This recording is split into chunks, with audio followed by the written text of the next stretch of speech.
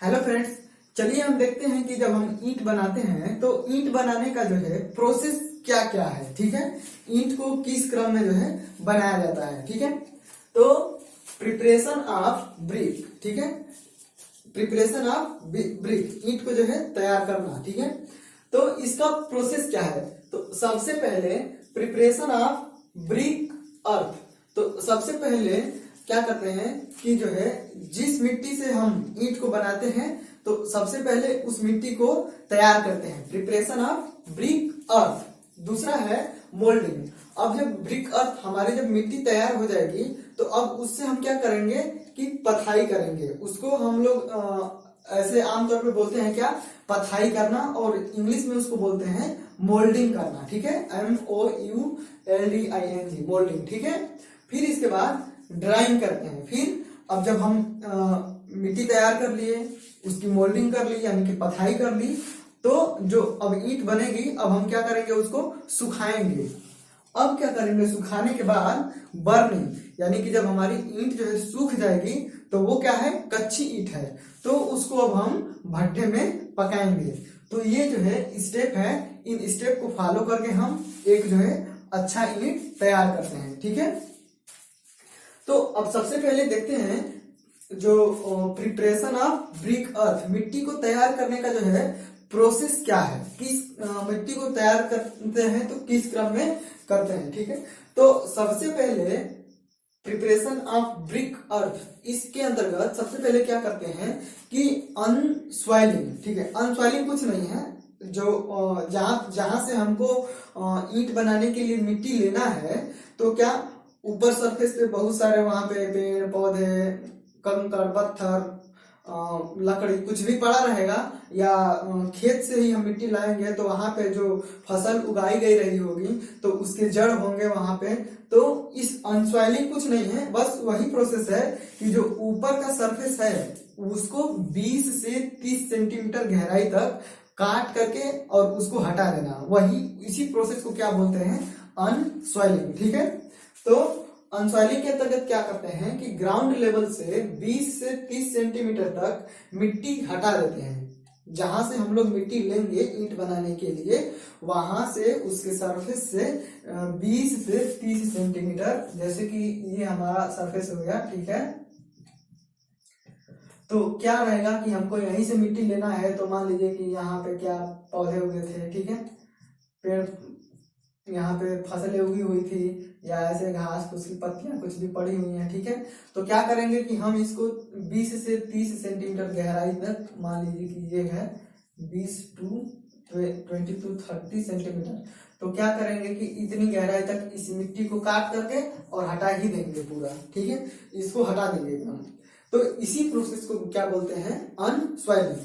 तो क्या होता है इसमें, क्योंकि इसमें कार्बनिक पदार्थ, अकार्बनिक पदार्थ, कंकड़ पत्थर, पेड़ पौधे की पत्तियां, जड़ें और बहुत सारे हानिकारक पदार्थ हो सकते हैं, इस वजह से हम उस मिट्टी को हटा देते हैं।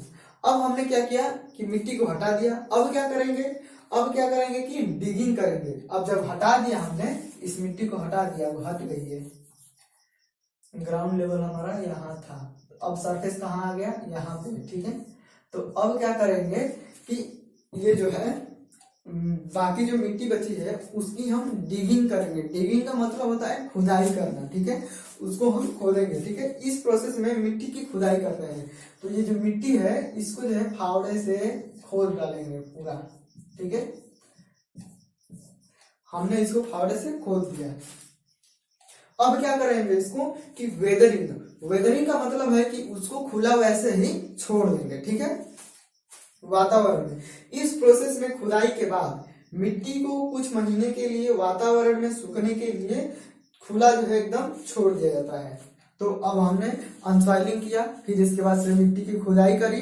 अब मिट्टी को खोद के वैसे ही कुछ महीनों के लिए छोड़ देंगे, क्या, सूखने के लिए, क्योंकि उसमें फसलें उगाई रहेंगी होंगी या बहुत ज्यादा दिन तक होगा, तो उसमें जो है बहुत सारे कीड़े मकोड़े या हानिकारक जो है फंगस, छोटे छोटे जीव होंगे, तो खुदाई करके छोड़ देंगे तो क्या मर जाएंगे, और उसमें जो नमी होगी बहुत ज्यादा, वो क्या बाहर निकल जाएगी। तो इस वजह से हम इसको वेदरिंग के इस प्रोसेस में छोड़ देते हैं मिट्टी को खुदाई करके। अब इसके बाद क्या करते हैं, ब्लेंडिंग करते हैं। ठीक है, ब्लेंडिंग का मतलब है, इस इंग्लिश टर्म है ब्लेंडिंग। इसका मतलब है कि अब जो मिट्टी हमने खोदी है अब उसको क्या टेस्ट करेंगे। अगर उसमें किसी भी कंपोनेंट जो हमने पीछे पढ़ा था, अगर उसमें से किसी कंपोनेंट की मात्रा कम है या किसी कंपोनेंट की मात्रा ज्यादा है तो उसको एडजस्ट करेंगे और उसमें आवश्यकता अनुसार क्या करेंगे, मिलाएंगे। ठीक है, यदि किसी कंपोजिशन की मात्रा कम हो तो उसे उसी अनुपात में क्या करते हैं, मिला देते हैं। जिस अनुपात में हम मिट्टी को तैयार करते हैं, सारे कंपोनेंट का एक रेशियो होता है, उस रेशियो के अंतर्गत अगर किसी की मात्रा कम है या किसी की मात्रा ज्यादा है तो उसको ब्लेंडिंग के अंतर्गत क्या करेंगे, हम एडजस्ट कर लेंगे। ठीक है, अब हमने एडजस्ट कर लिया। अब क्या करेंगे, इसके बाद टेम्परिंग करेंगे। टेम्परिंग का मतलब होता है गुथाई करना। ठीक है, इस प्रोसेस में आवश्यकता अनुसार पानी मिलाते हैं। ठीक है, पानी मिलाने का मतलब है कि जो मिट्टी होती है, हमने अगर आपने गांव में देखा होगा तो भट्टे में जब क्या मिट्टी को खुदाई कर लेते हैं तो उसमें पानी मिला के उसको पैरों से जो क्या करते हैं, गूंथते हैं, उसमें पानी मिलाते हैं। तो इसी प्रोसेस को क्या बोलते हैं, टेम्परिंग करना। ठीक है, तो टेम्परिंग में जनरली जो है 10 to 30% जो है वाटर मिलाया जाता है। 10 to 30% वाटर जो है मिलाते हैं, गुथाई करते हैं। ठीक है, तो अब जो टेम्परिंग के मेथड है वो दो हैं। दो तरीके से हम लोग टेम्परिंग करते हैं। एक तो हमने गांव में देखा है कि क्या पैरों से करते हैं, जो जिस मिट्टी से हम लोग क्या ईंट बनाएंगे उस मिट्टी को पानी डाल के और पैरों से जो है मिलाते हैं। ठीक है, पानी मिलाते हैं पैरों से। और दूसरा क्या है, पगिंग। इस पगिंग विधि में क्या करते हैं, पहला प्रोसेस है मेथड ऑफ टेम्परिंग। इसमें पहला है नीडिंग करना। ठीक है, KNEEDING।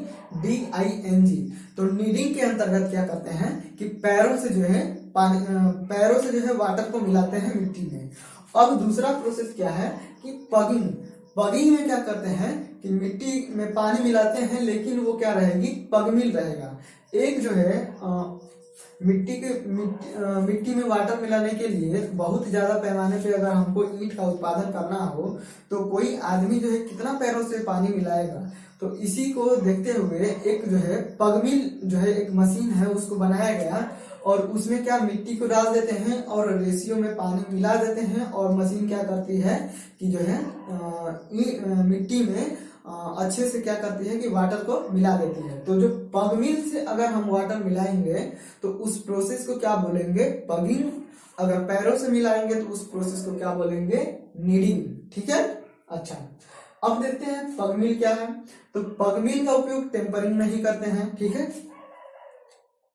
पगमिल का उपयोग टेम्परिंग के लिए करते हैं, वाटर मिलाने के लिए। ठीक है, मिट्टी में पानी को मिलाने के लिए, जिस मिट्टी से हम क्या ईंट बना रहे हैं। अब पगमिल जो होता है उससे एक बार में 1500 ईंट बनाने के लिए मिट्टी तैयार कर सकते हैं। लेकिन अगर कोई आदमी है तो वो कितना, ज्यादा से ज्यादा 100, 200, 300 इतना ही। और ये पगमिल से एक बार में 1500 ईंटें जो है बनाई जा सकती हैं। इतनी मिट्टी हम तैयार कर लेते हैं और इसके द्वारा एक दिन में लगभग 15,000 ईंट बनाने तक की जो है मिट्टी तैयार कर सकते हैं। यानी कि एक दिन में ये पगमिल 10 बार जो है हम इससे मिट्टी तैयार करके बाहर निकाल लेते हैं। ठीक है, इसके द्वारा एक दिन में लगभग 15,000 ईंट बनाने तक की मिट्टी तैयार कर सकते हैं पगमिल से। ठीक, अब इसके बाद आ जाता है मोल्डिंग। ठीक है, मोल्डिंग का मतलब होता है पथाई करना। तो इसमें मोल्डिंग में जो है ये दो हैं, इनका यूज किया जाता है। सबसे पहले जो मोल्ड होता है, तो मोल्ड जो है दो प्रकार के होते हैं। पहला है स्टील मोल्ड और दूसरा है वुडन मोल्ड। स्टील मोल्ड का मतलब है कि वो जो है लोहे की चादर की बनी होगी, लोहे की सीट की बनी होगी। ठीक है, और वुडन मोल्ड क्या है कि वो लकड़ी का बना होगा।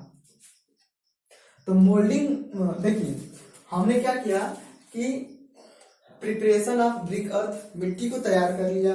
पहले क्या किया कि अनसॉइलिंग की, फिर उसके बाद से डिगिंग की, फिर उसके बाद से उसको खुला छोड़ दिया, वेदरिंग किया, फिर उसके बाद से ब्लेंडिंग किया, उसमें जो कॉम्पोजिशन की मात्रा कम थी उसको मिलाया, फिर उसके बाद से क्या टेम्परिंग किया। टेम्परिंग में मिट्टी में जो है पानी मिलाया, पैरों से मिलाया तो उसको हम नीडिंग बोलेंगे, अगर पग मिल से मिलाया तो उसको क्या बोलेंगे, पगिंग बोलेंगे।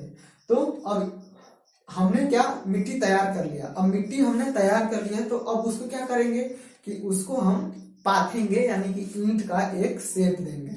तो उस प्रोसेस को क्या बोलते हैं, मोल्डिंग। अब मोल्डिंग करेंगे तो उसमें जो है किस मोल्ड से करेंगे, तो स्टील मोल्ड का यूज करेंगे और वुडन मोल्ड का उपयोग करेंगे। ये दो मोल्ड का उपयोग होता है, ठीक है।